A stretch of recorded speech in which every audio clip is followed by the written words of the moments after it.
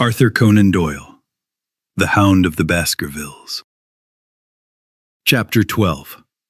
Death on the Moor. Part 1.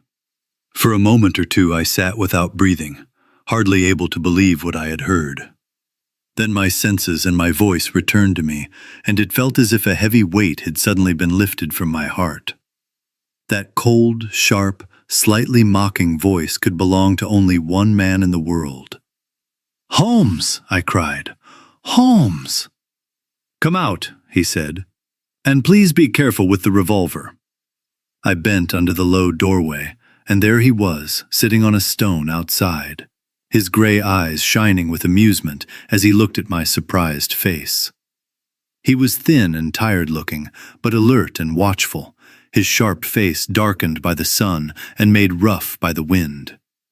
In his tweed suit and cloth cap, he looked like any ordinary visitor on the moor, and with his usual careful attention to personal cleanliness, his chin was smooth and his clothes as neat as if he were in Baker Street. "I have never been more glad to see anyone in my life," I said as I shook his hand. "Or more surprised, I suppose?" "Yes, I must admit that." "The surprise was not only yours, I assure you. I had no idea that you had found my small hiding place, and even less that you were inside it, until I was within 20 steps of the door." "My footprint, I suppose?" "No, Watson. I am afraid I could not recognize your footprint among all the footprints in the world. If you truly wish to deceive me, you must change your tobacco shop, for when I see the end of a cigarette marked Bradley, Oxford Street, I know that my friend Watson is nearby. You will see it there beside the path. You probably threw it away at that important moment when you rushed into the empty hut." "Exactly." "I thought so, and knowing your admirable determination, I was sure that you were hiding inside with a weapon ready, waiting for the tenant to return. So you really thought that I was the criminal?" "I did not know who you were, but I was determined to find out." "Excellent, Watson. And how did you find where I was? You saw me perhaps on the night of the convict hunt, when I was foolish enough to let the moon rise behind me." "Yes, I saw you then." "And I suppose you searched all the huts until you found this one?" "No. Your boy was seen, and that showed me where to look." "The old gentleman with the telescope, I suppose." I could not understand it at first when I saw the light shining on the lens. He stood up and looked into the hut. "Ah, I see that Cartwright has brought some supplies. What is this paper? So you have been to Coombe Tracy, have you?" "Yes." "To see Mrs. Laura Lyons?" "Exactly." "Well done. It is clear that our investigations have been moving in the same direction, and when we combine what we have learned, I expect we shall understand the case quite well." "Well, I am truly glad that you are here, because the responsibility and the mystery were becoming too much for my nerves. But how in the world did you come here, and what have you been doing? I believed that you were in Baker Street, working on that blackmail case." "That is exactly what I wanted you to believe." "Then you use me, but you do not trust me," I cried with some bitterness. "I think I have deserved better from you, Holmes. My dear friend, you have been extremely valuable to me in this case, as in many others, and I ask you to forgive me if I seem to deceive you. In truth, I did it partly for your own sake, and it was because I understood the danger you were in that I came here to examine the matter myself. If I had been with you and Sir Henry, it is certain that I would have shared your point of view, and my presence would have warned our very dangerous enemies to be careful. As it is, I have been able to move freely in a way that would have been impossible if I had been staying at the Hall. And I remain an unknown element in this affair, ready to act with full force at the right moment. But why keep me ignorant?" "Because your knowing would not have helped us, and might have led to my discovery. You would have wanted to tell me something, or in your kindness, You might have brought me some comfort, and that would have created unnecessary risk. I brought Cartwright with me. You remember the small boy from the express office?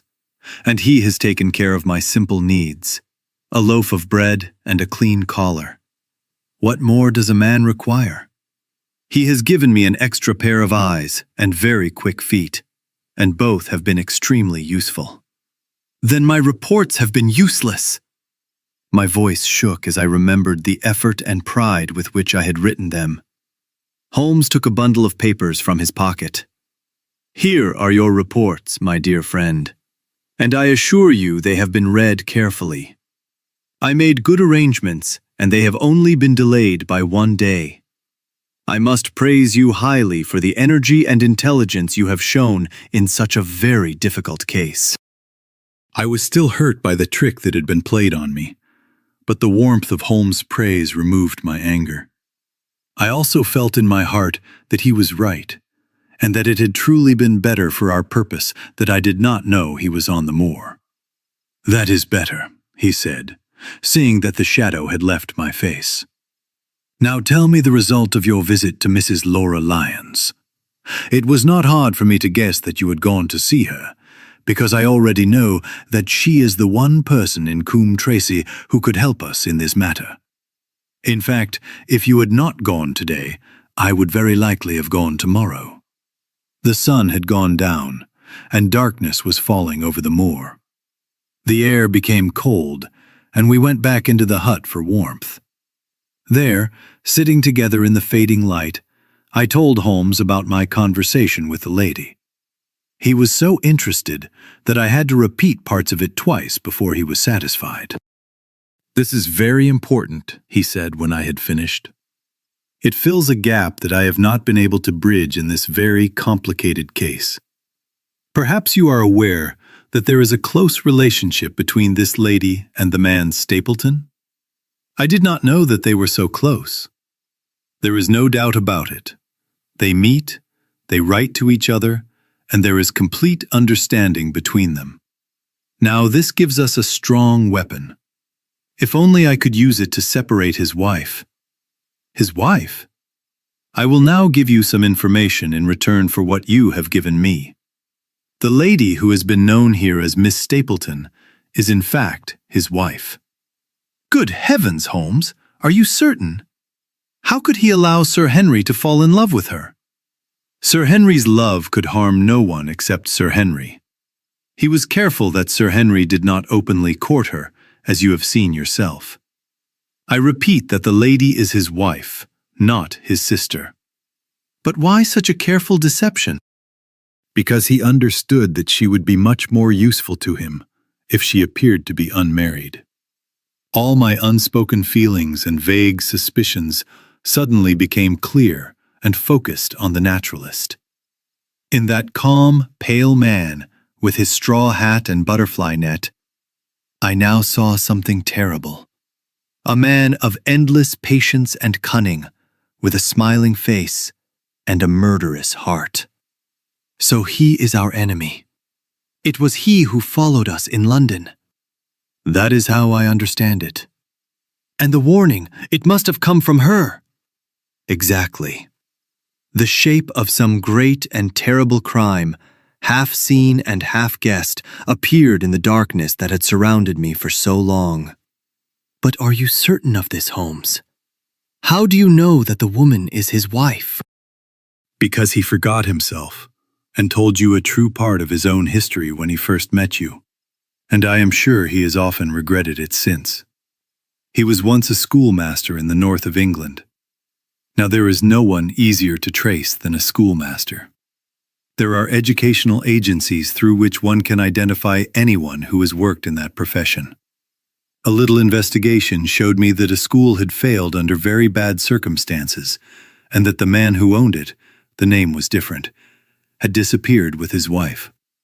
The descriptions matched. When I learned that the missing man was very interested in insects, the identification was complete. The darkness was increasing, and much was hidden in shadow. If this woman is really his wife, where does Mrs. Laura Lyons fit into all this? I asked. That is one of the points on which your own investigation has helped. Your interview with her has made the situation much clearer. I did not know that she was planning a divorce from her husband.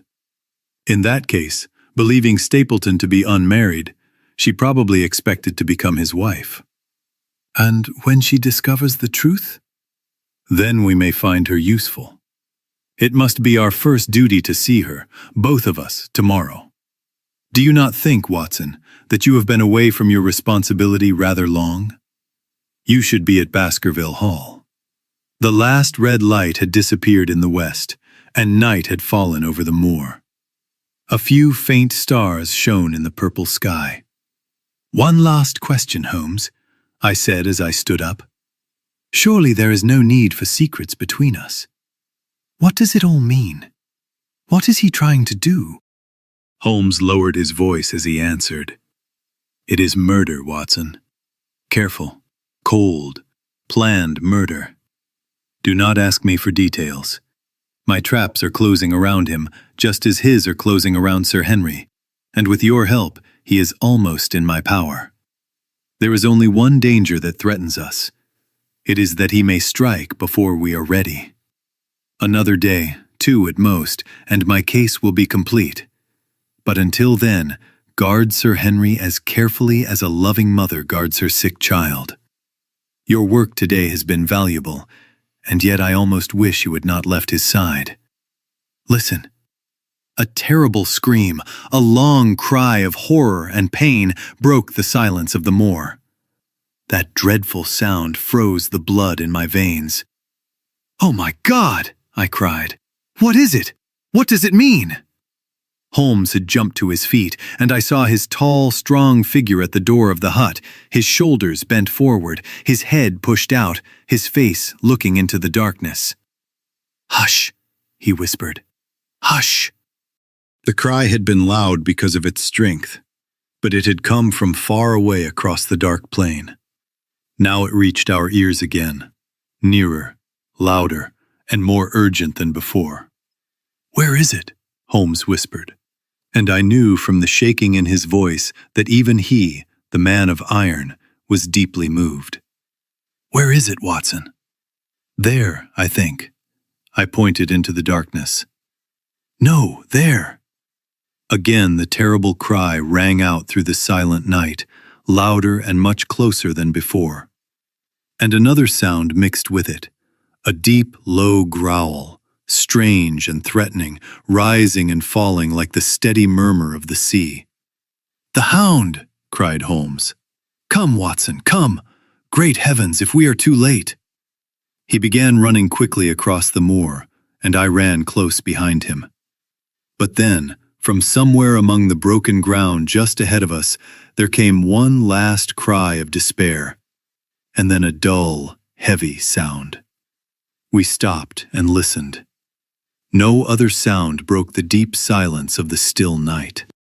I saw Holmes put his hand to his forehead, like a man in shock. He stamped his foot on the ground. "He has defeated us, Watson. We are too late." "No, no, surely not." "I was a fool to wait. And you, Watson, see what happens when you leave your responsibility. But by heaven, if the worst has happened, we will avenge him." We ran blindly through the darkness, stumbling over rocks, pushing through thorn bushes, climbing hills and rushing down slopes, always moving toward the place where those terrible sounds had come from. At every rise, Holmes looked around eagerly, but thick shadows covered the moor, and nothing moved across its empty land. "Can you see anything?" "Nothing. But listen, what is that?"